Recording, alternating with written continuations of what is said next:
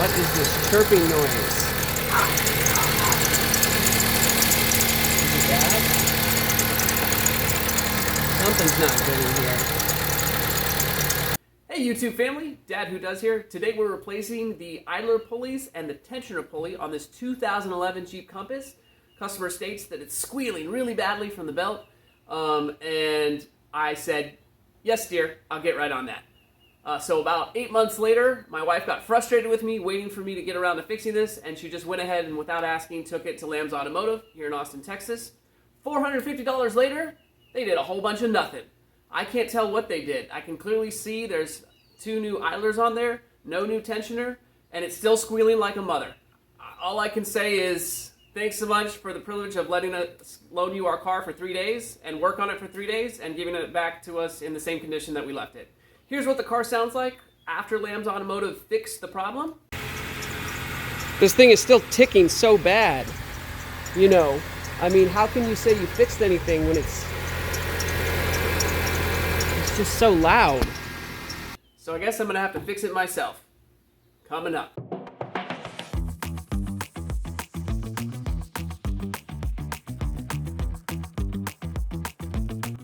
Unfortunately, the motor is transversely mounted, which means it's mounted side to side instead of front to back. To get to the front of the engine, we'll need to remove the passenger tire as well as the wheel well cover.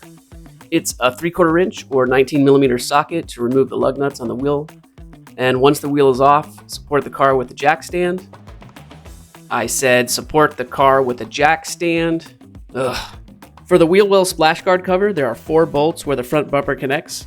The 3 on the bottom are 7mm or 9/32 inch, and the one on the top is a 10mm, no SAE equivalent.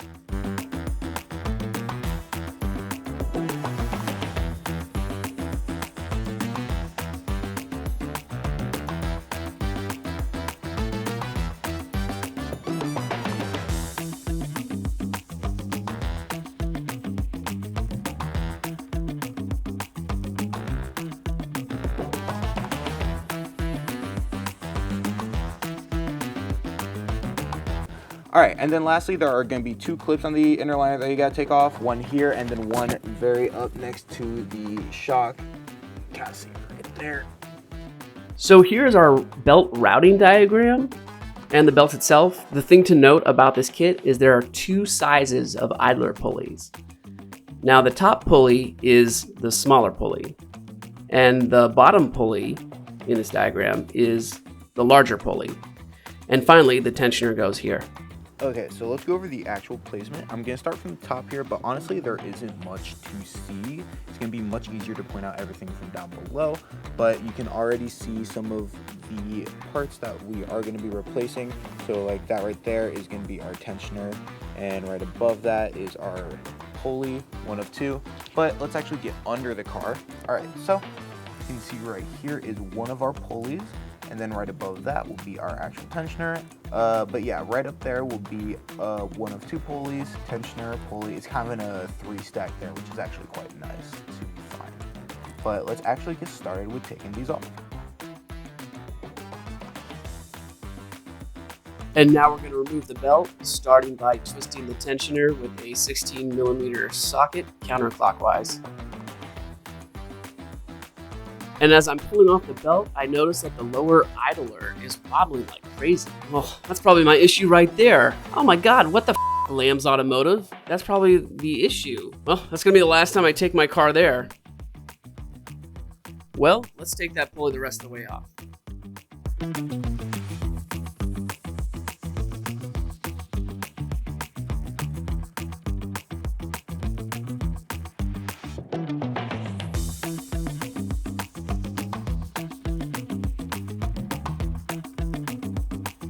Now we're going to remove the tensioner pulley. It's a 13mm socket on the bolts that hold the pulley to the motor block.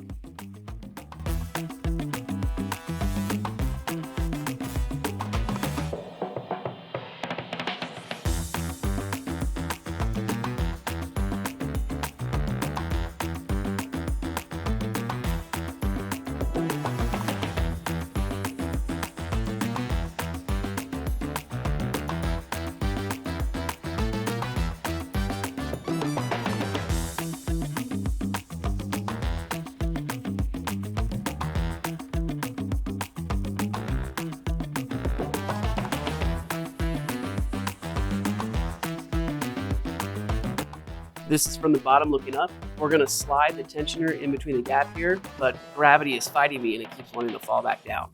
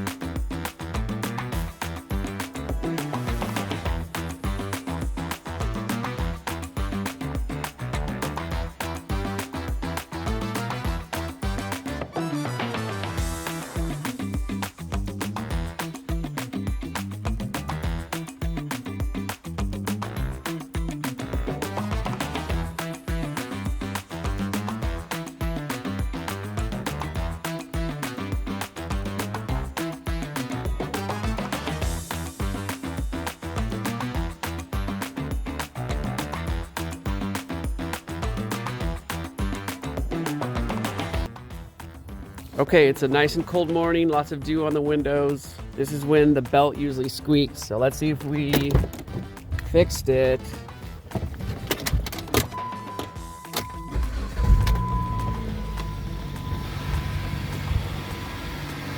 Woo! Whisper quiet, no squeak.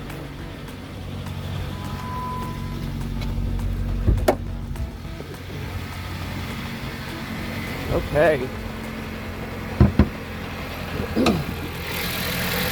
Oh yeah, this is much better. No squeak. All right. So this story has more layers to it. Initially, I had sprayed soapy water on the various accessories that the V-belt or the accessory belt goes around, and it seemed like no matter where I sprayed water, the squeak went away. So it wasn't very helpful for me, because if I sprayed just one component and it stops squeaking, then we could say, aha, it's this one component. But that didn't happen. And so spraying the belt itself, we're thinking like, oh, it just needs a new belt. But the fact is, it was a relatively new belt to begin with. So what was the root cause? My best guess is perhaps we had a problem with the belt tensioner. So then from there, my wife takes it to Lamb's because I'm too lazy to fix it for her, and they replaced the idlers but not the tensioner. So they got close, but they didn't actually solve the problem, which was, again, probably the tensioner. So then I come along and I'm like, hey, they didn't fix it. I'm not paying for work that doesn't solve the problem. So I'm gonna remove their parts and I'm gonna do it and get my money back. So initially I just bought a kit that included not only the 2 idler pulleys, but also a tensioner. So I'm like, well, hell, as long as the kit comes with it, I might as well do the tensioner. So that's why we did the tensioner, not because I suspected it was the problem, which now I think it is, but because it just came with the kit, as well as a new belt. And I was just dismayed to see that when we were taking off the lower idler pulley that they put on, that it was loose. So that could have been the problem right there.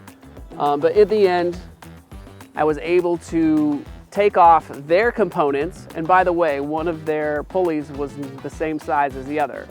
They were supposed to be different sizes. Anyways, so we took off their 2 pulleys, plopped those 2 pulleys down on the counter and said, I want my money back, and they agreed. So this story has a pretty happy ending. Well, we hope you got something out of this. If so, would you please hit that like button, or better still, hit that subscribe button. That's how we make more videos. Until next time, this is Dad Who Does.